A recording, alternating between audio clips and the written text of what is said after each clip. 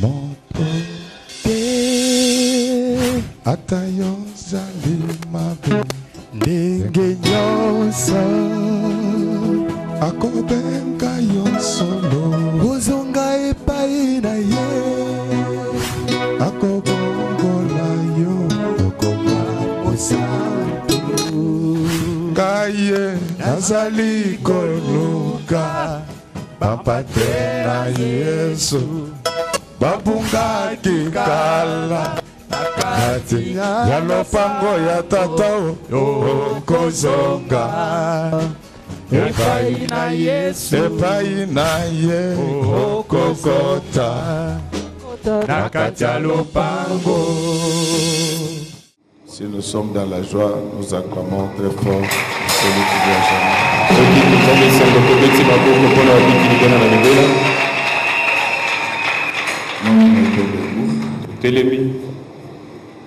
On va nous lire les livres du premier roi.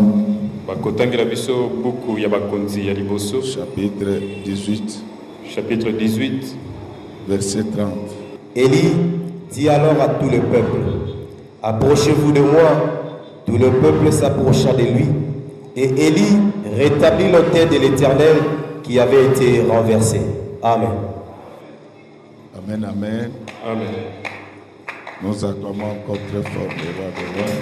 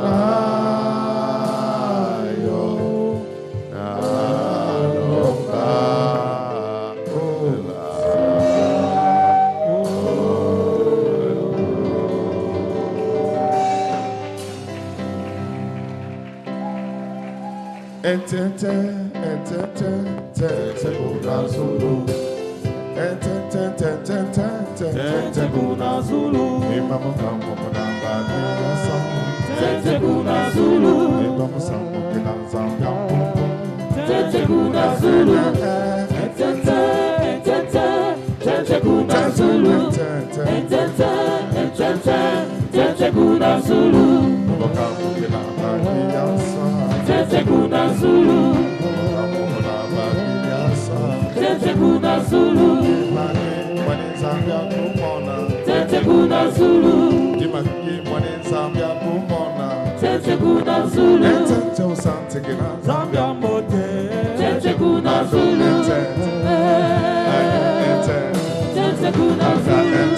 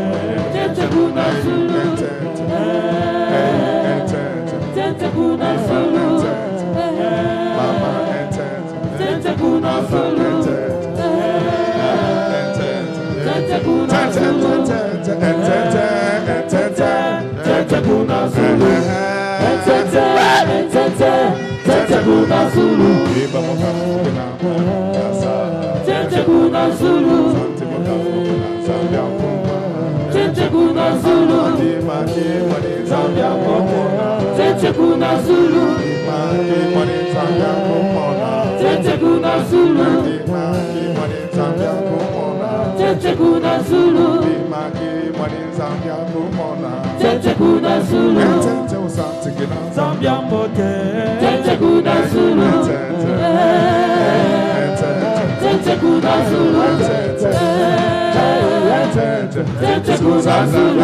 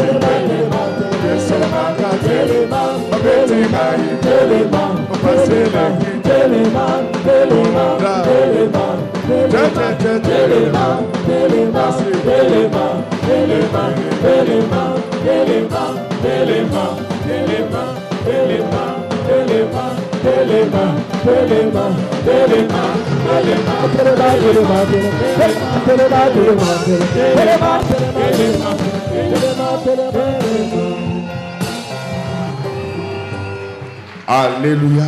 Amen. Aujourd'hui, nous parlons du mouton à 5 pattes. Lelo tozali koloba nantina na meme wazana makolo mitano. Est-ce que nous pouvons clamer très fort? Tokoki kobeta maboko pona nkolo. Mes chers amis, je disais qu'aujourd'hui, nous allons parler du mouton à 5 pattes. Baninga na zai koloba to kolobela meme wazana makolo mitano. Donc, un mouton spécial. Oa keseni penza. Toi, tu as combien de pattes? Yozana makolo boni. Combien? Tu as des membres inférieurs et des membres supérieurs. Uzana makolo pozana maboko. Est-ce que vous avez déjà vu les moutons à 5 pattes? Bosila komona meme wazana makolo mitano utabobotama. Vous l'avez jamais vu? Na ino te bomona. C'est vrai ça. Ezali solo. Mais les moutons à 5 pattes existent. Meme wazana makolo mitano azalaka. En fait, les moutons à 5 pattes veut dire un homme exceptionnel. Et de quoi nous parlons aujourd'hui? Nous voulons faire voir à l'église pourquoi les prières de certaines personnes ne sont pas exaucées.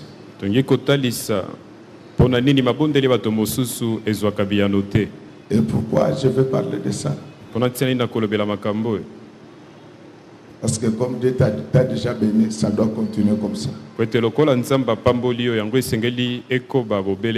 La Bible dit aller de progrès en progrès.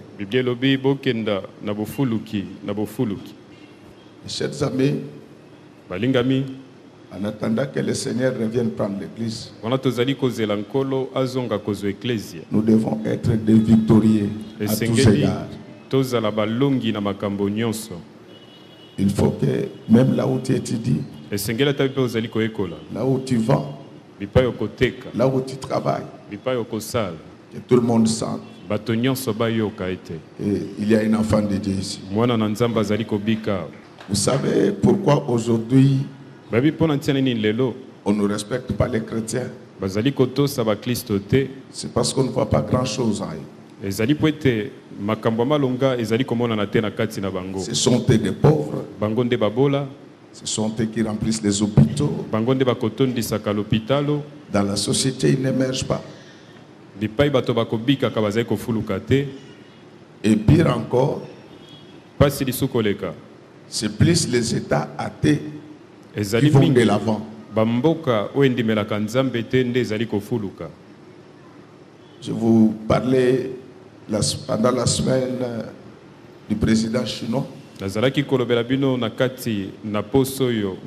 qui, quand on lui pose la question sur sa religion, il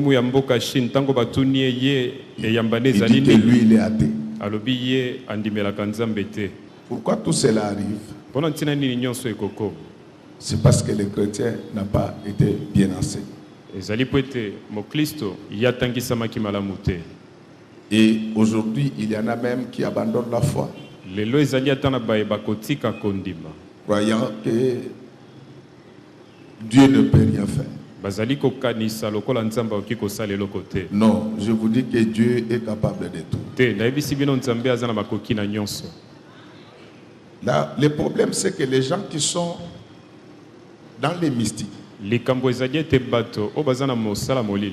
ils respectent les principes de leur Dieu à eux. C'est ainsi que lorsque vous êtes dans des résidences de féticheurs, quand on dit qu'ils n'allumaient jamais le feu après 18h,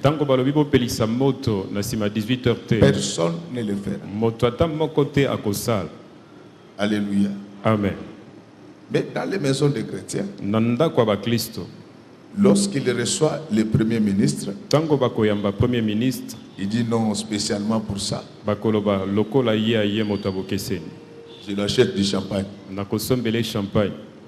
C'est ainsi que la grâce quitte les gens qui prient. Bien aimé, Dieu loge dans les principes.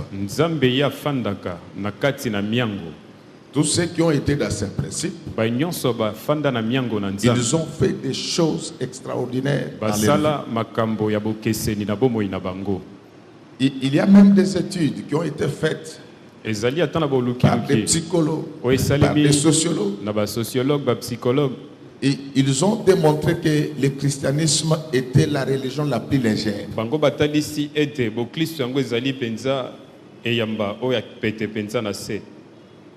On leur a posé la question pourquoi. Ils ont dit ceci. Ce sont les seuls disciples qui ne mettent pas en pratique les enseignements de leur maître.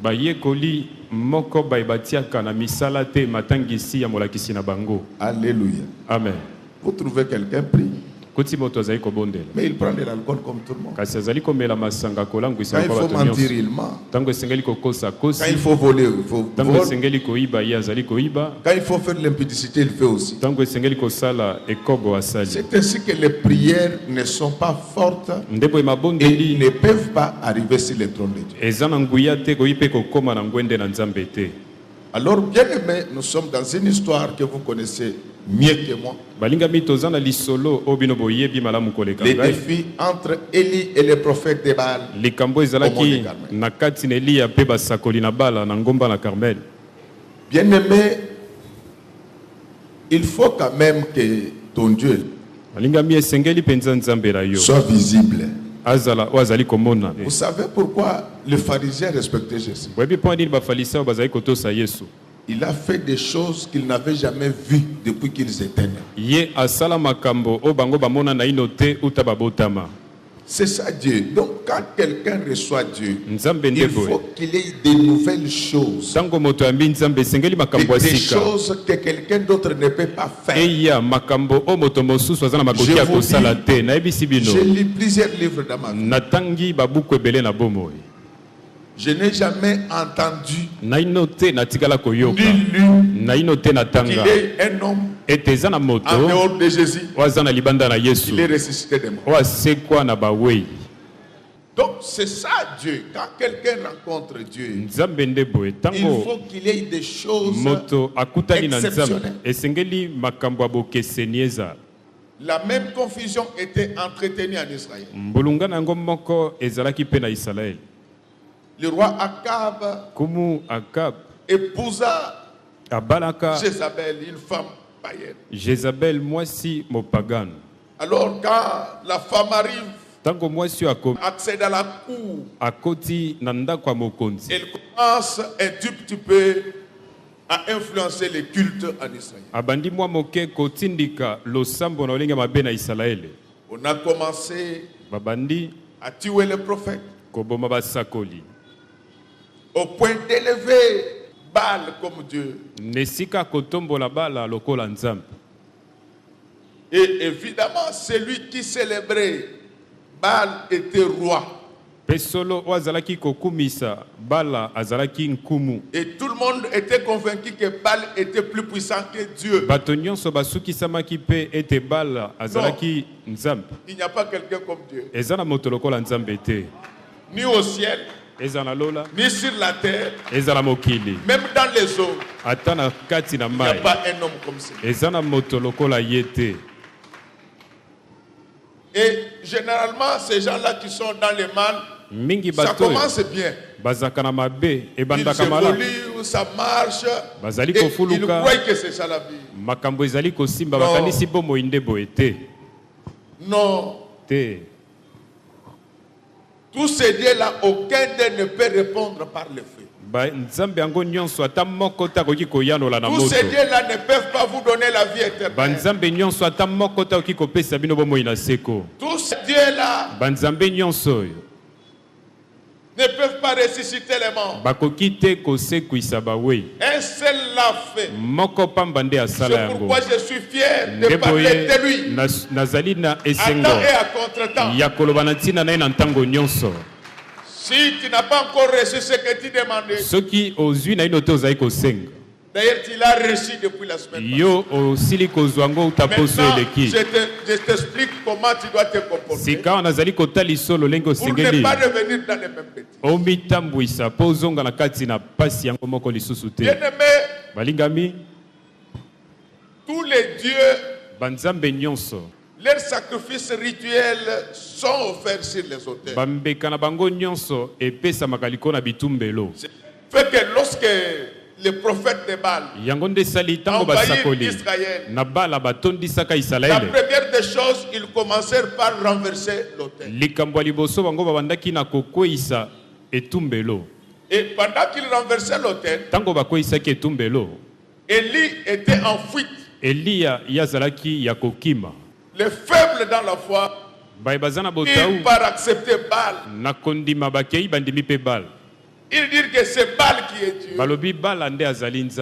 Parce que nous sommes en train de voir ce qu'il fait. Bien-aimé, le plus important, ce n'est pas ce que Baal fait, mais c'est de savoir comment il le fait. La Bible déclare que le diable se déguise en ange de lumière. Avec la magie, avec le fétiche, ça peut marcher aujourd'hui et demain. Mais avec Jésus, ça marchera toujours. Je vais vous donner un exemple. Regardez tous ces magiciens. Quand ils meurent, ils se souviennent que l'église existe. Je me suis toujours posé la question. Pourquoi ils ne peuvent pas invoquer leur magie là? Faire que magie reçoit les. Même les criminels, quand ils meurent, vous les retrouvez à l'église catholique. Vous avez de la chance parce que moi je ne suis pas le cardinal. Moi si j'étais le cardinal, il y a des gens pour qui on ne pouvait pas célébrer la messe. Parce que de leur vivant, ils importunent l'église. Monsieur, toi qui voles les biens de l'État, toi qui tues, toi qui fais du mal, Dieu te jugera un jour. Donc, ces gens doivent comprendre que leur Dieu a des limites. Le Dieu que je vous prêche n'a pas de limites, mais il a des principes. Tu mets ça en pratique, ta vie va changer. Alors dans cette confusion, Élie va faire une proposition au roi. Il lui dit, pour mettre fin à cette affaire, nous pouvons nous retrouver au mont Carmel. Comme ça là-bas, ça se saura. Moi, je n'ai jamais été d'accord avec les gens qui disent que les occultistes nous dominent dans les milieux professionnels. C'est toi qui ne pries pas bien. Si tu pries bien, tu deviendras leur chef au nom du Seigneur Jésus-Christ. Bien-aimé, l'autel, c'est lui qui permet à l'homme d'entrer en contact avec les divinités. Si tu fais un sacrifice sur l'autel de Baal, tu seras en contact avec Baal. Mais si tu offres ton sacrifice sur l'autel de Dieu, tu seras en contact avec Dieu. Aujourd'hui, les gens sont dans les femelles. Ils sont dans les petits plaisirs du monde. Ils ne veulent pas suivre Dieu. Frères, tous ceux qui ont suivi Dieu, ils ont fait des exploits dans la vie. Je voulais vous demander ce soir de vous attacher davantage au Seigneur des Seigneurs. Que personne ne puisse vous détourner de Dieu. Il est capable d'allumer le feu là où il n'y a pas d'électricité. Alors quand ils arrivent sur le mont Carmel, et je vous dis, la plupart des gens qui recourent au pouvoir occulte, ils finissent leur vie très mal. Vous connaissez comment Mobutu a fini. Vous connaissez comment certains musiciens ont fini. Vous connaissez comment certains joueurs ont fini. Il y a une seule personne qui garde le départ et l'arrivée. Amen. Quand ils arrivèrent sur la montagne, comme toujours, les païens sont toujours pressés. Il faut faire très attention avec les gens qui se précipitent pour le pouvoir et la voix. Regardez Abraham avec son évelote. Il fallait opérer les choix. Mais Abraham, pendant qu'il était calme, l'autre très impoli, il s'est précipité pour non, un enfant de Dieu, il sait que même s'il choisit le dernier, ce qui lui a été destiné, il l'aura au nom du Seigneur Jésus. Je t'informe ce matin que tout ce qui t'a été destiné, tu l'auras.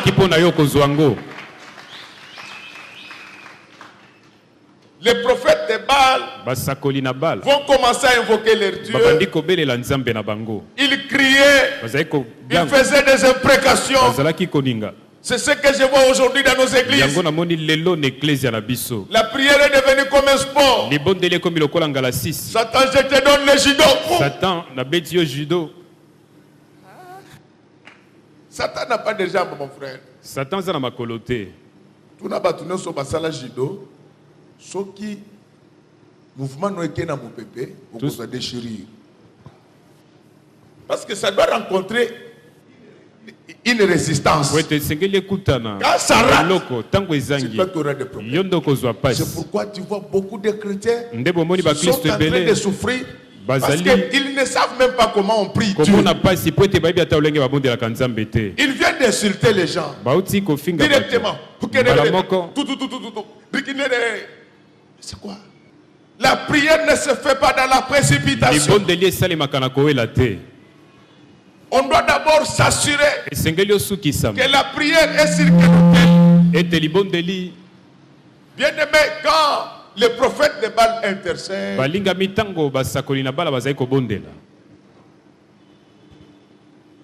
ils avaient l'habitude même d'utiliser les couteaux, laissant couler. Donc pour impressionner les gens. C'est comme dans les églises, pour intimider les gens, prière à Motomoko. Parce que tu es en train de crier. Ce n'est pas cette voix-là qui arrive chez Dieu. La prière, ce sont des choses spirituelles. C'est un contact entre esprits. C'est à ce moment-là que la prière monte.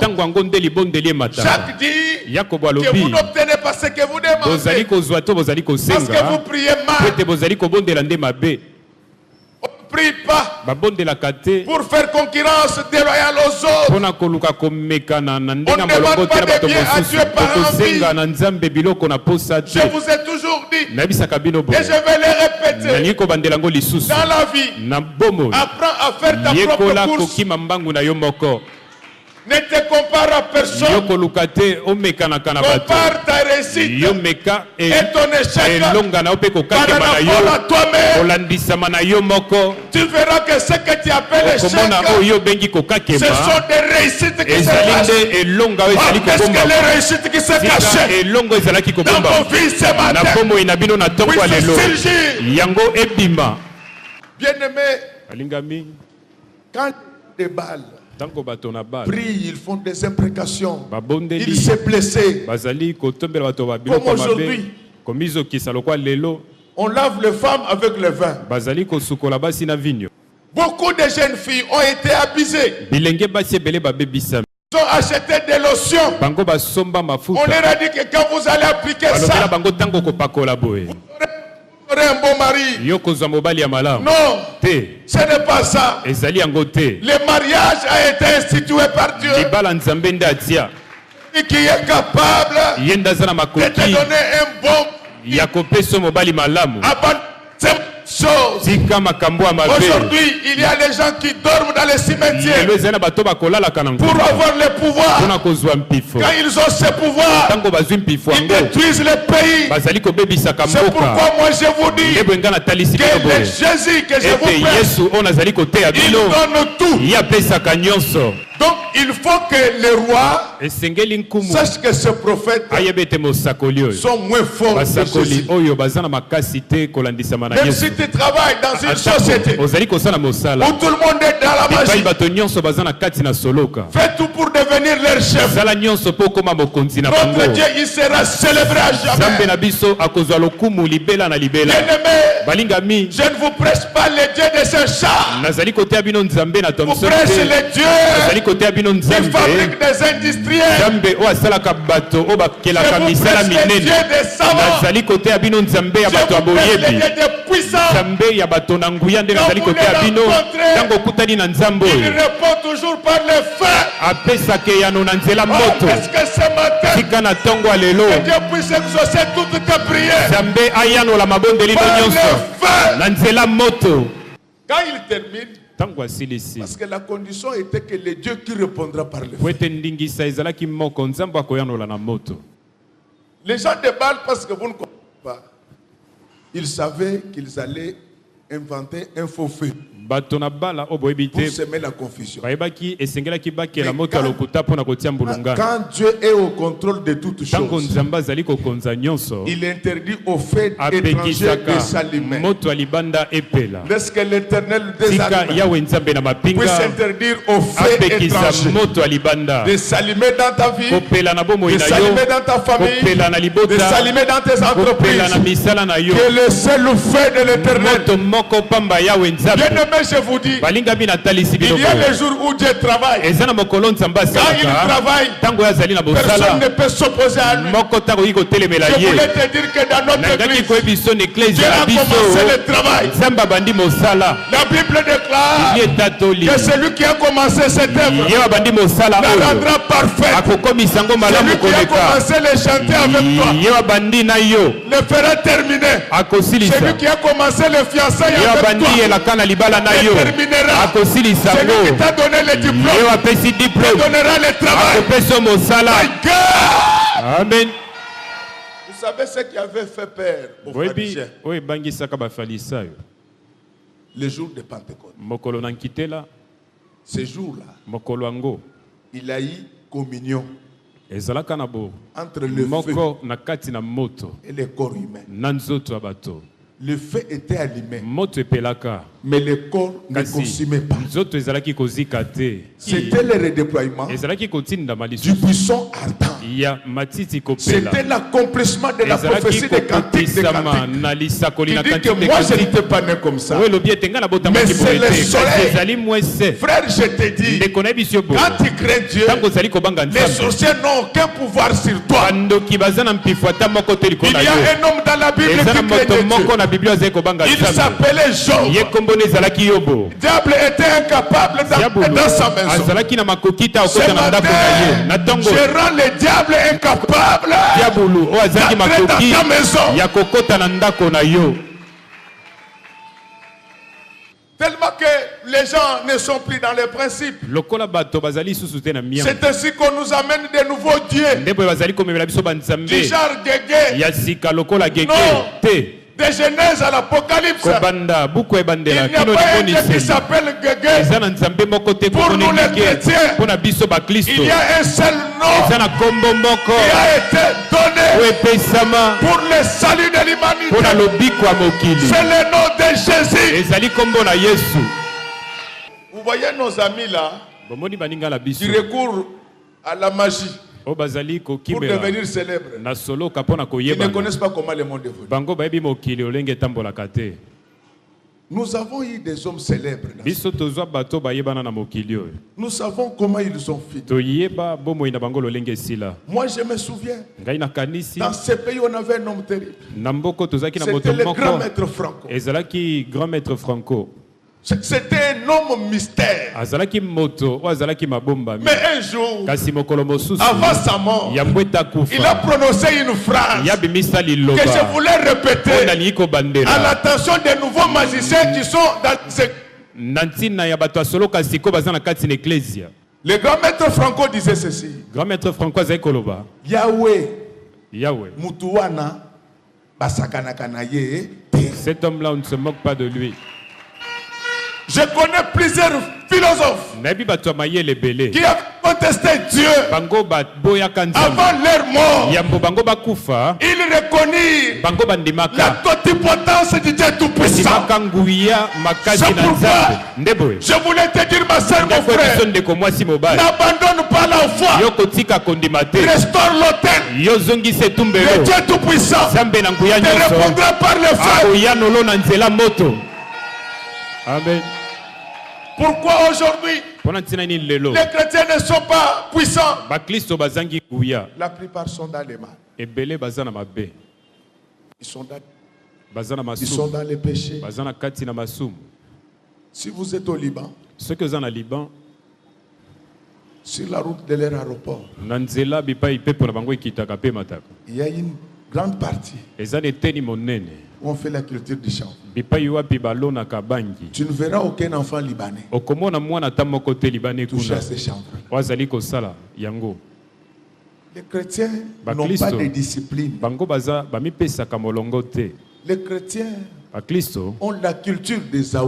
bango bazana momesano n'Ésaü. Devant un problème, Liboso na likambo ils troquent l'autel de Dieu. bango bazali kopesa etumbelo na nzambe. Mais regardez Élie avant de commencer sa prière. Kasi tala Elia yambwa banda libondo Il va Eli. dire que ça ne va pas commencer. Alobi ekobanda te. On ne va pas offrir à Dieu comme ça. Tokopesa mbeka na nzambe Nous boye devons te. d'abord arranger l'autel. Esengeli tobongisa etumbelo. Très important en matière de divinité. Eloko ya motuya na makambo ya liba. Chaque Dieu Nyonso ne prend l'offrande que celui qui a été déposé sur son autel. azwaka mbeka kaka oyo etiami C'est likolo un na principe etumbelo na ye. mystique dans la vie. Yango ezali mwango penza C'est ainsi ya que- mabombami na bomoi. Même dans le monde des chefs coutumiers, Ndebo ata na mokili ya ba leurs konzi, esprits milimo sont na bango bloqués ekangamaka. selon les limites de leur territoire. Kolandisama na bipai La mabele na bango puissance d'un chef esuki coutumier nguya chef Du coutumier Kassai ya Kasai ne peut pas opérer à ekoki Kinshasa kosala mosala na Kinshasa parce que te son pouvoir est po ete limité. mbifona eza na suka.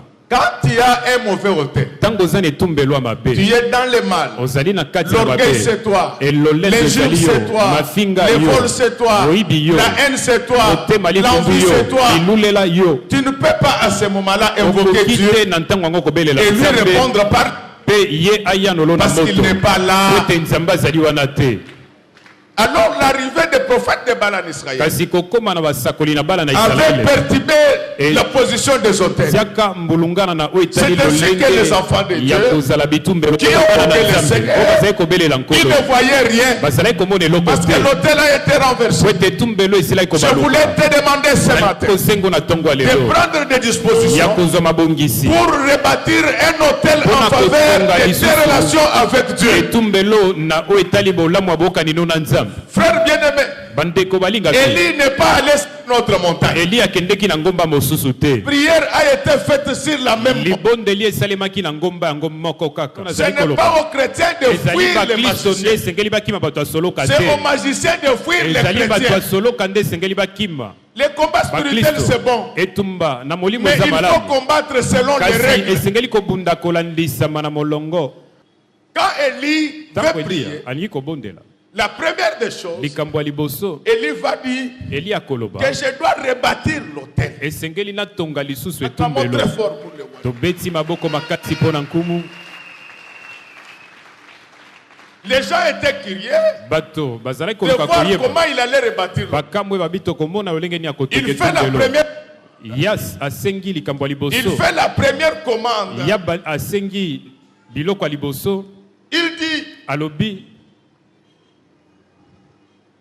vous m'apportez d'abord les 12 pierres bomemelanga mabanga 12 qui vont représenter les 12 tribus d'Israël. oyo ekotalisa mabota 12 na Isalaele. On lui amène les 12 pierres. bamemeli ye mabanga 12 Mais il va poser une autre condition. kasi akobakisa ndingisa Il mosusu dit ceci, alobi boye avant de déployer l'autel, yambo akofandisa etumbelo creusez tout autour esengeli botimola à penepene une na profondeur mozindo de 2 semences. ya 2 semences.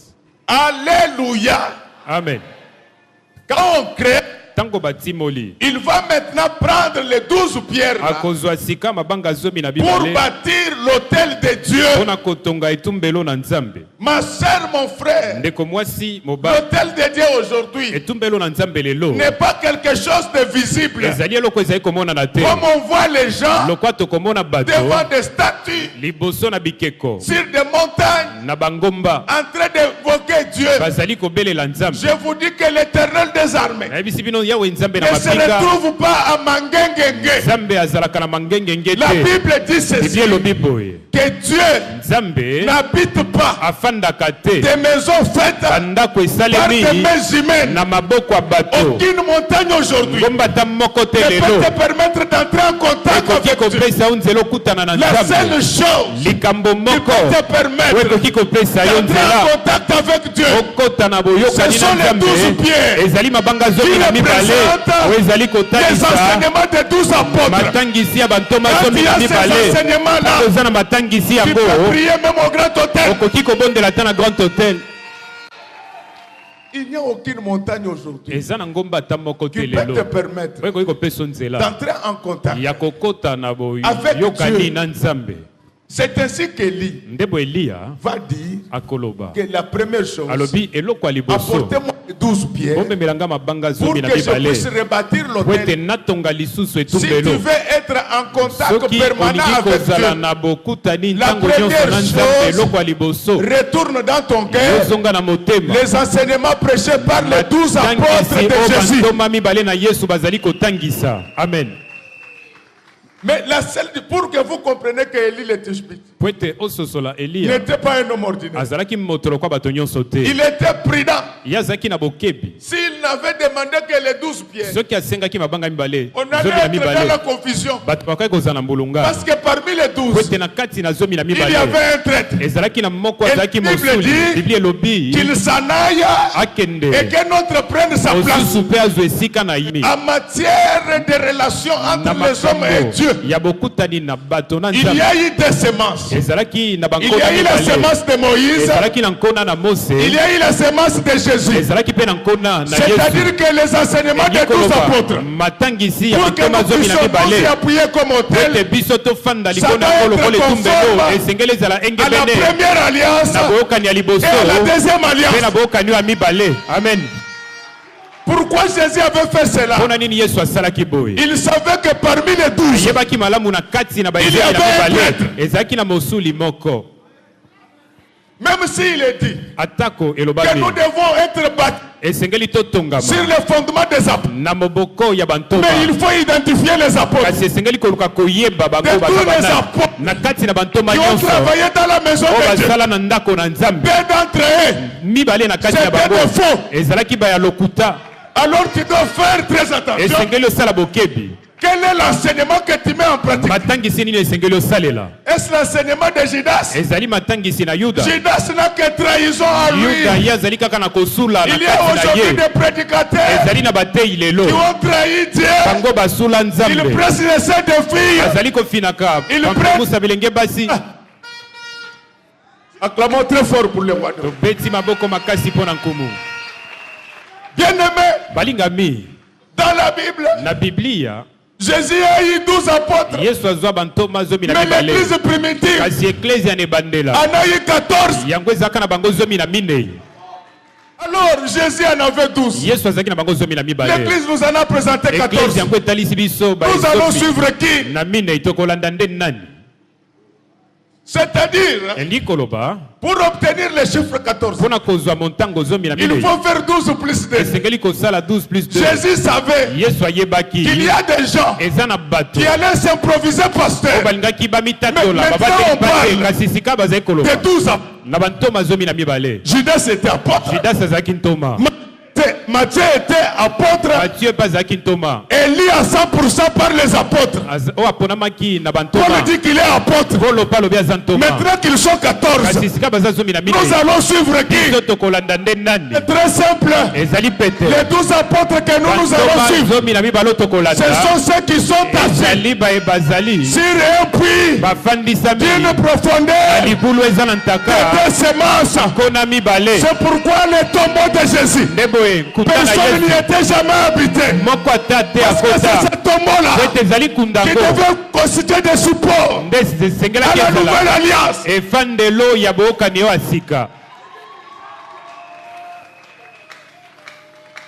Parce que quand on parle de 12 apôtres, Judas était parmi les 12. C'est pourquoi ne soyez pas surpris qu'il y ait des gens qui font la promotion du péché dans l'église. Donc ne soyez pas surpris. Ils ont commencé ce travail du vivant de Jésus. Judas était un pied dedans, un pied dehors. Il entendait Jésus, mais il entendait aussi les pharisiens. Vous devez savoir que l'église est abîmée aujourd'hui. Il y a des prédicateurs qui sont un pied dedans avec la Bible, mais un pied dehors avec des gays. Amen. Acclamons très fort pour ce nom. Même dans les 12 tribus de Juda, il y a eu un dépassement. Il y a eu un plus 2. Joseph se retira. Joseph alongwaka. En faveur de ses enfants. Mais c'était les enfants de Joseph. Est-ce que ces enfants c'était de Joseph? Vous comprenez la similitude là? Donc dans les 12 tribus, il y a les 2 enfants de Joseph qui viennent compléter la lignée. Dans les 12 apôtres, il y a les 2 apôtres qui viennent compléter la lignée. C'est Matthieu et Paul. Maintenant ça fait 14. Mais on nous dit que nous devons nous occuper des enseignements de 12.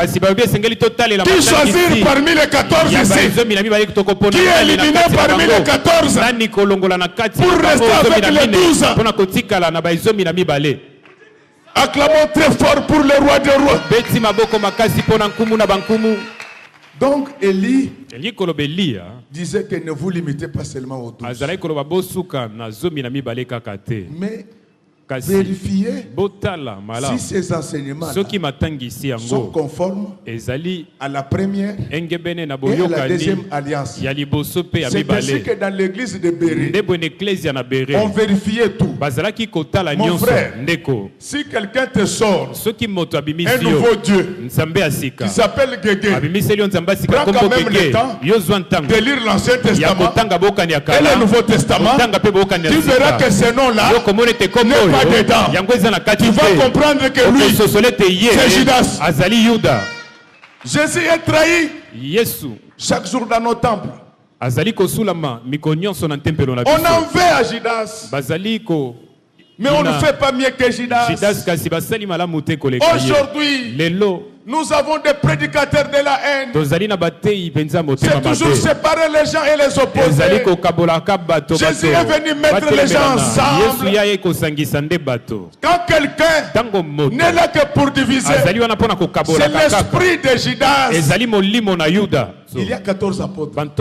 C'est à nous de savoir quels sont les 12 qui doivent nous guider. Parce que quand on parle de ces choses à Kinshasa, on croit que parmi les 12 là c'est Judas. Non. Judas il a été dit qu'il s'en aille et quelqu'un d'autre prenne sa place. Bien aimé, je suis en train de vous expliquer c'est quoi les moutons à 5 pattes. Aujourd'hui Dieu a besoin des hommes et des femmes exceptionnelles qui peuvent rebâtir l'autel sur les enseignements des 12. Mais je vous ai fait voir qu'en lisant la Bible, nous avons 14 apôtres. À la mort de Judas, il a été remplacé par Matthieu. Ça fait combien? 13. Après que Matthieu travaillait, Dieu va lui-même chercher le 12e apôtre qui s'appelait Paul. Amen. Donc aujourd'hui, les remplaçants de Judas sur les 12, ce n'est pas Matthieu, c'est Paul. Alors, quand on vous dit que vous êtes assis sur les enseignements des 12 apôtres, il faut savoir quels sont ces 12. Si tu écoutes Matthieu, Matthieu c'est un prédicateur désigné par les amis. Donc, il y a des gens qui sont devenus pasteurs parce qu'ils étaient l'ami du pasteur. Bon. Non, mon ça frère, ne se fait pas comme ça. Toi tu vas commencer à exhorter. Il y a beaucoup d'hérésies. Il y a beaucoup d'hérésies. Les 12 pierres dont on parle représentent les 12 apôtres. Mais ce n'est pas Judas. Ce n'est pas Matthieu. Et Élie ne s'arrête pas là. Il va demander qu'on amène 4 criches d'eau. Et vous voyez un peu quelque chose creusé à la main et des criches achetées sur le marché. Quand on les remplit, ça concorde avec le puits qui a été créé par les hommes. Ça signifie des choses. Que sur la terre, rien n'échappe au contrôle de Dieu. Il connaît tes problèmes. Il connaît tes souffrances. Il va s'en occuper. Pas aujourd'hui. Maintenant.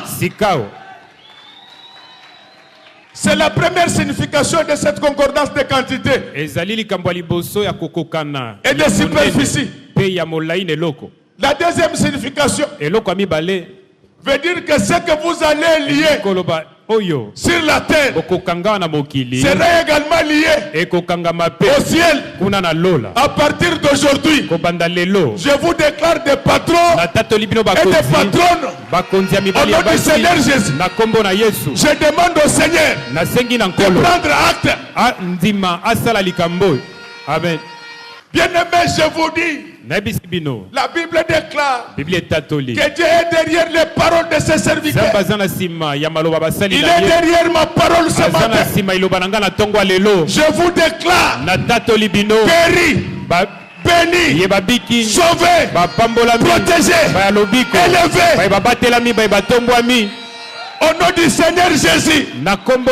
C'est ça la concordance. Entre la profondeur du puits et la quantité de Christ. Bien-aimé, je vous dis, il y a des choses terribles qui se passent. Lorsque les 12 pierres sont de la profondeur de tes semences. Et quand ce puits-là est rempli de Christo, il se passe quelque chose.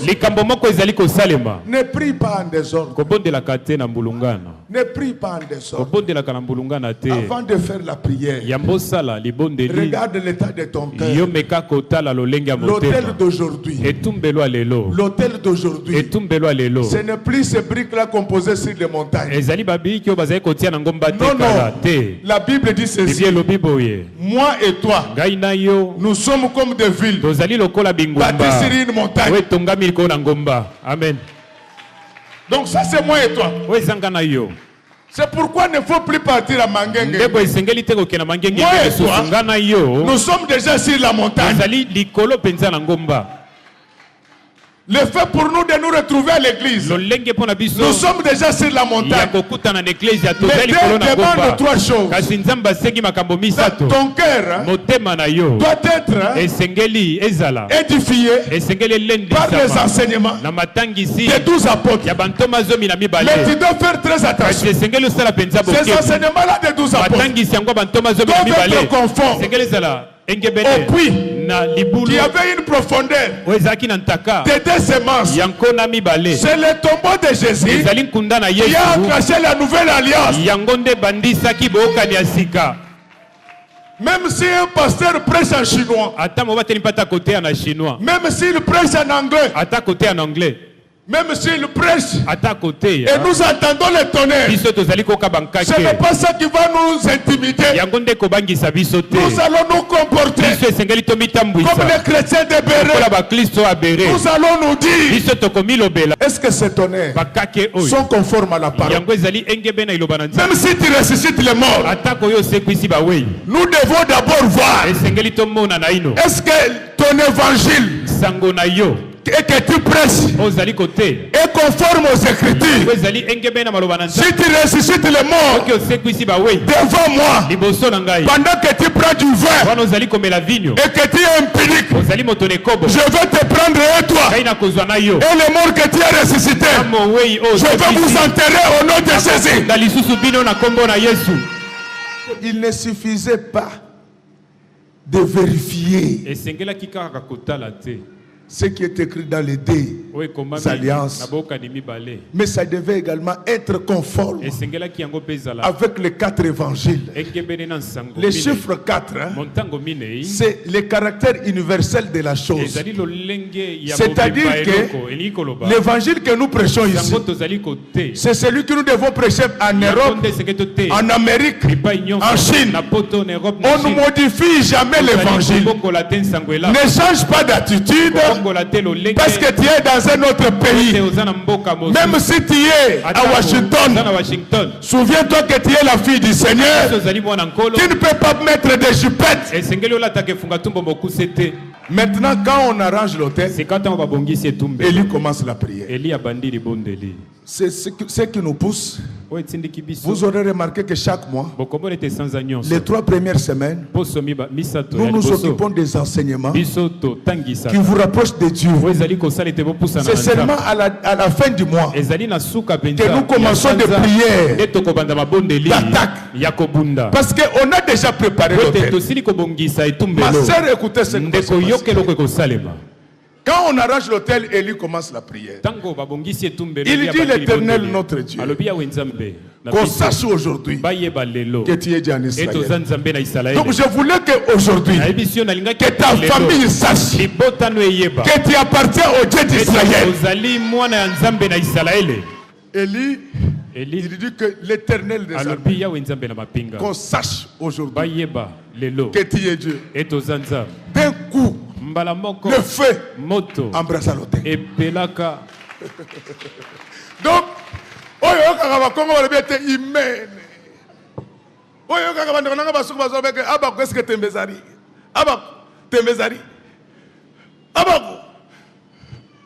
ils ne connaissent pas l'histoire du Congo. Abakou, c'est la Bako. Donc, à la veille de l'indépendance, les Belges voulaient opposer les populations congolaises.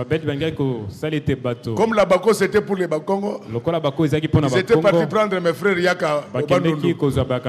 Alors, toi, à l'époque, là, à 60, tu es chez toi.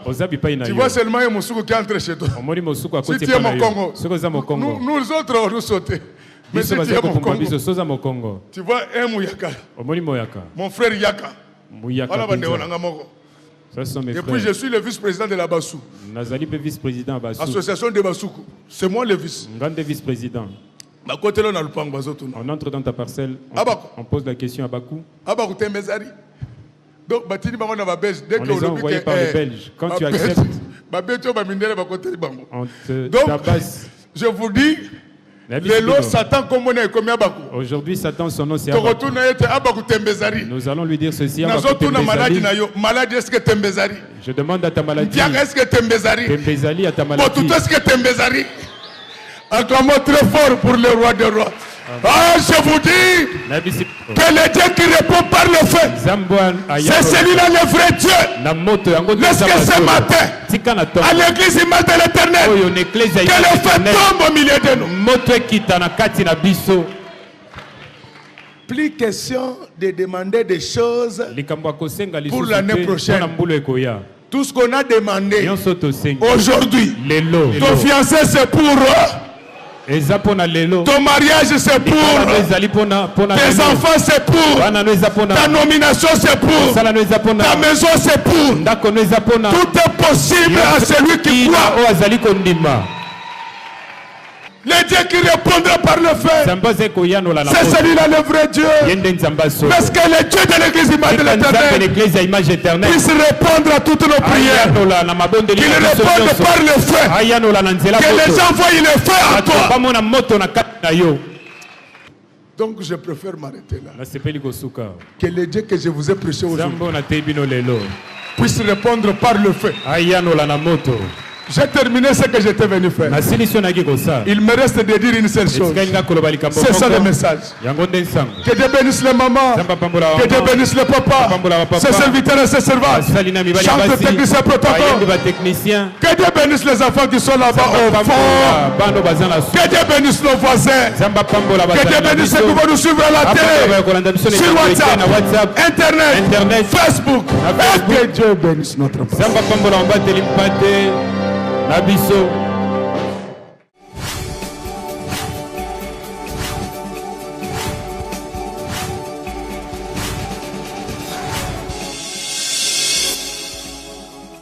Kolo Yesu apoyaka moto te atayo zalima ndenge nyonso akobenga yonsolo uzonga epai na ye akobongola yo